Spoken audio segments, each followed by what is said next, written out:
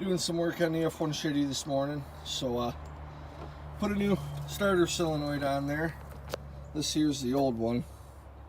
Pretty tuckered out, but I wanted to talk about a few things.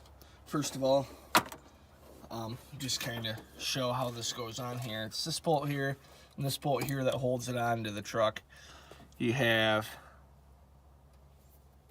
got 3 wires here. You got your cable, your positive cable for your battery.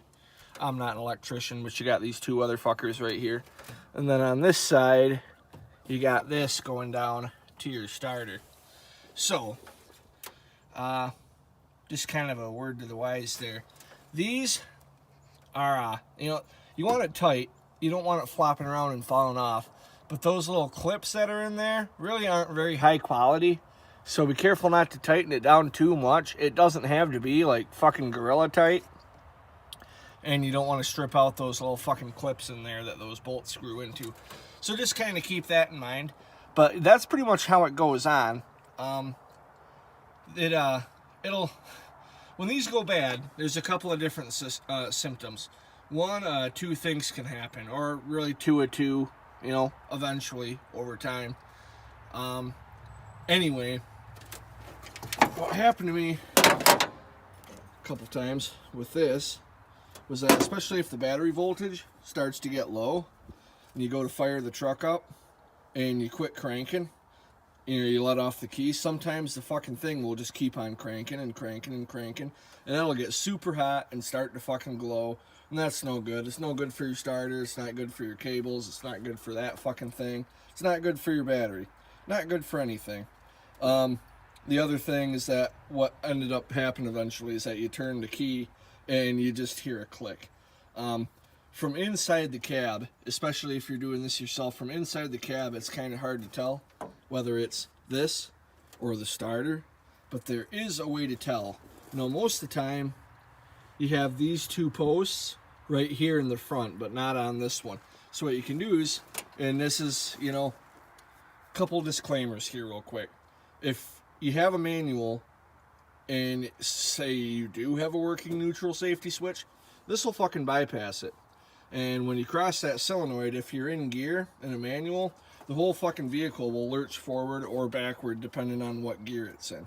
So keep that in mind. You can fucking crush yourself if you're not careful. But that's a good way to see whether this is bad or your starter down there is bad. A way to test it, since you can't do the screwdriver, obviously, is take a pair of jumper cables. The battery's not in it, but take a pair of jumper cables, have your battery hooked up, have your red hooked to the positive, and then the other red touch it to this. And then if your starter cranks over, your starter's good and this is bad. If it doesn't crank over when you do that, either your battery's fucking dead or you got something else wrong, most likely the starter.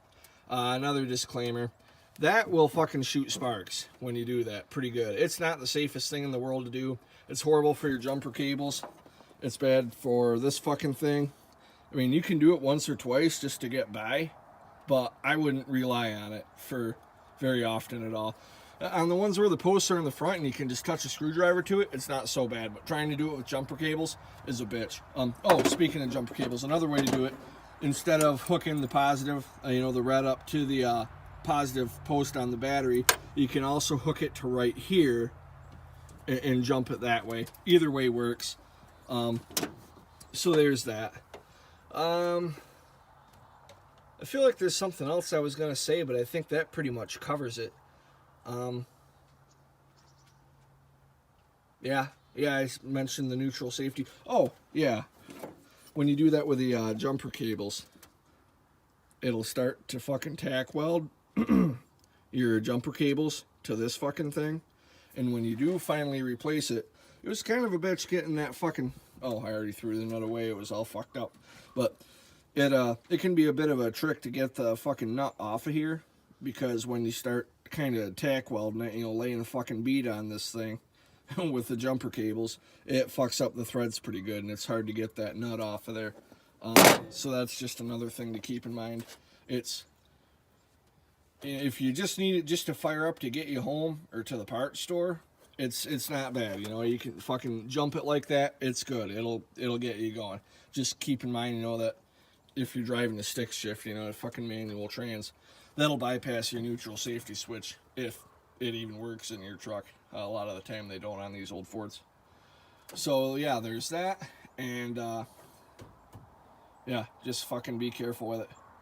Can use it to, you know, use it to fire the truck up once or twice, or if you think your starter might be bad but you don't know if it's that or the starter, give that a jump. If your starter cranks over, starter's probably still good, and it's just that's bad. So anyway, that's going to be it for this video. Oh, by the way, 1982 Ford F-150 300 inline 6. I'll probably have that in the title anyways. But anyway, I just figured if this helps anybody out, I thought I'd let you all know kind of how to do that, and what you can do to kind of troubleshoot and see what the fucking problem is. So anyway, thank you very much for watching.